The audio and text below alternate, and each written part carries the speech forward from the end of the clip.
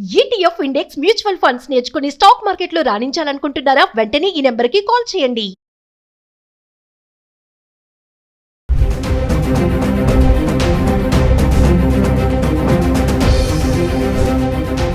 నమస్కారం, అందరికీ నూతన సంవత్సర శుభాకాంక్షలు. 2025లో స్టాక్ మార్కెట్ కన్నా ఎక్కువ బులియన్ మార్కెట్లో అబ్నార్మల్ రైజ్ మనం చూసాం. 2025ని గుర్తుపెట్టుకోవాలనుకుంటే గోల్డ్ సిల్వర్లో వచ్చిన మ్యాజికల్ మూవ్, ఒక బుల్ ట్రెండ్, ఒక అగ్రెసివ్ మూడ్, అన్ప్రెసిడెంటెడ్ మూవ్ మనం చూడడం జరిగింది.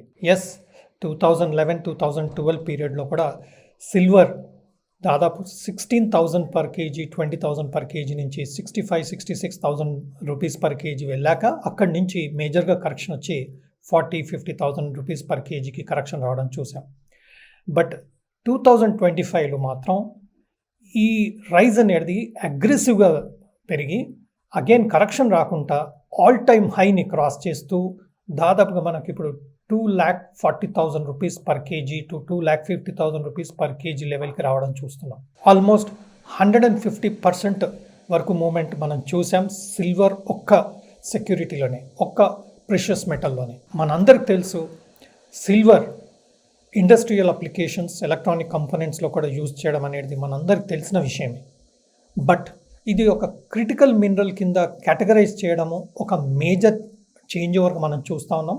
అలాగే డిమాండ్ అబ్నార్మల్ పెరగడం, సిల్వర్ సప్లైలో కొద్దిగా తక్కువ ఉండడం వలన మనకు సిల్వర్ ప్రైజెస్లో ఈ పర్టికులర్ ఇయర్లో మనకు అగ్రెసివ్ మూమెంట్ చూసాం. బట్ 2011-12 పీరియడ్లో వచ్చే కరెక్షన్ ఈ తప్పు మాత్రం డెఫినెట్గా రాలేదు. ఎందుకంటే సప్లై తగ్గిపోయింది, డిమాండ్ మాత్రం హ్యూజ్ ఉండడం వల్ల మనకు ఇంకా అగ్రెసివ్గా మూవ్ చేస్తూ కరెక్షన్ మాత్రం రావట్లేదు. ఎస్, సిల్వర్ అగ్రెసివ్ మూవ్ చేసే మెటల్ మనందరికి తెలిసిందే. 10-20-30% మూమెంట్ ఒక కామన్ మూమెంట్గా మనకు తెలిసిన విషయమే సిల్వర్లో.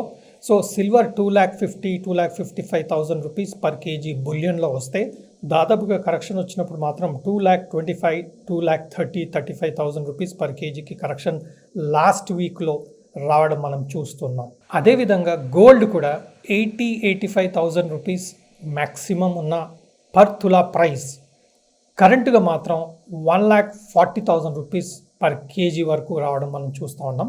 స్టేబుల్గా, స్ట్రాంగ్గా మెయింటైన్ చేస్తూ ఒక కరెక్షన్ మాత్రం ఇవ్వకుండా గోల్డ్ కూడా అగ్రెసివ్గా మూమెంట్ చేస్తూ ఆల్ టైమ్ హై లెవెల్ దగ్గర మనం చూస్తూ ఉన్నాం.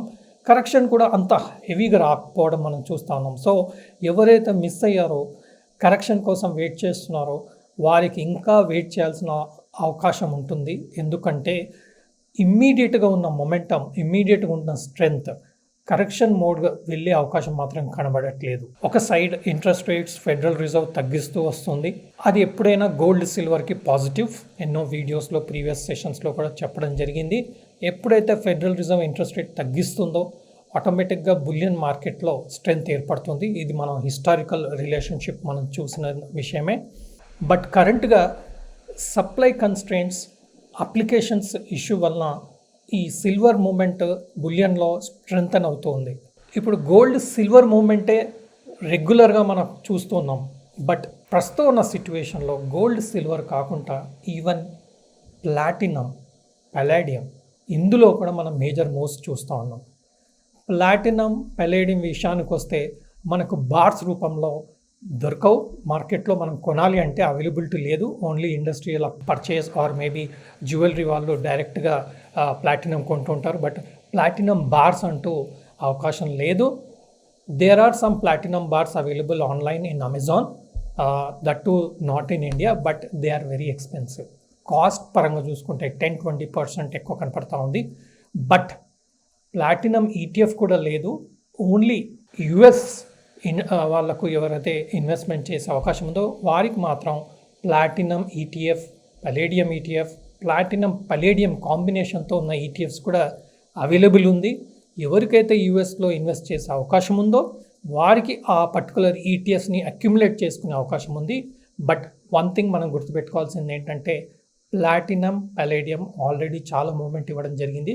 ఒక అక్యుములేషన్ మోడ్లో ఆ పర్టికులర్ ఈటీఎఫ్స్ని అక్యుములేట్ చేసుకుంటే బెటర్ రిటర్న్స్ వచ్చే అవకాశం ఉంది. బట్ సిల్వర్లో కూడా ఒక మేజర్ డిప్ వస్తుంటే ఇండియన్ కాంటెక్స్ట్లో international silver price, Indian silver price, international silver price ఏదైతే పెరిగిందో దానికన్నా ఇండియన్ ప్రైస్ ఇంకా ఎక్కువ పెరగడానికి ఒక కారణం ఏంటంటే ఒక డాలర్ కన్వర్షన్ కూడా. ఎందుకంటే డాలర్ అప్రిషియేట్ అయింది, రూపీ డిప్రిషియేట్ అయింది. అదేవిధంగా ఇంటర్నేషనల్గా సిల్వర్ ప్రైస్ పెరగడం వల్ల most of the silver gold ఇండియాలో మనందరికి తెలిసిన విషయమే, టోటల్ సిల్వర్ అండ్ గోల్డ్ ఇండియాలో మేజర్గా ఇంపోర్టేజ్ జరుగుతూ ఉంటుంది. సో దానివల్ల ఇండియన్ ప్రైజెస్లో ఇంకా రైజ్ అనేది మనం అగ్రెసివ్గా చూడడం జరిగింది. నా silver ETFs, gold ETFs, mutual ఫండ్స్లో, అలాగే మీరు స్టాక్ ఎక్స్చేంజ్లో కూడా మీరు ఈటీఎఫ్స్ పర్చేజ్ చేసే అవకాశం ఉంది. ఎన్నో వీడియోస్లో కూడా ఈటీఎఫ్స్ అండ్ మ్యూచువల్ ఫండ్స్లో ఎస్ఐపీలు చేసుకుంటే మంచి రిటర్న్స్ వచ్చే అవకాశం ఉన్నట్టుగా ప్రీవియస్ వీడియోస్లో చెప్పడం జరిగింది.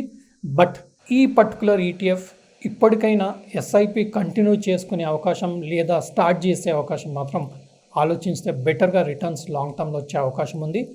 డిప్స్లో మాత్రం ఒక అక్యుములేషన్ మోడ్లో, అంటే మేజర్ కరెక్షన్ వస్తున్నట్టుగా మనకు చార్ట్లో కనబడలేదు.